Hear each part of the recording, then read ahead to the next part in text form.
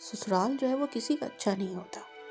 सबसे बड़ा मसला ये है कि हस्बैंड जो है वो स्टैंड नहीं लेता।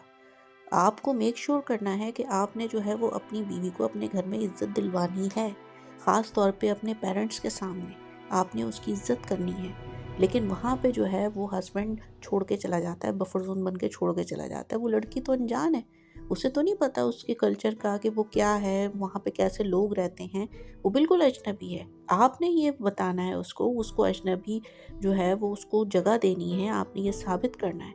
मेरे पास बहुत सारे कपल्स आते हैं, उसमें यही होता है कि जी वो हस्बैंड जो है वो स्टैंड नहीं लेता।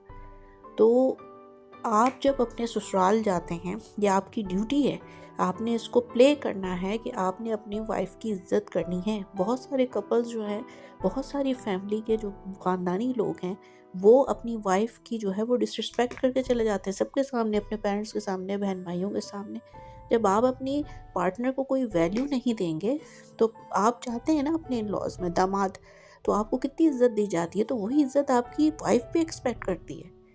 आप अपनी वाइफ की अपने ससुराल में इज्जत करवाइए, आप जिस तरह आपको इज्जत मिलती है। सो प्लीज़ अपनी स्टैंड लीजिए अपनी वाइफ के लिए कि माँ की जहाँ इज्जत होगी, बच्चों की इज्जत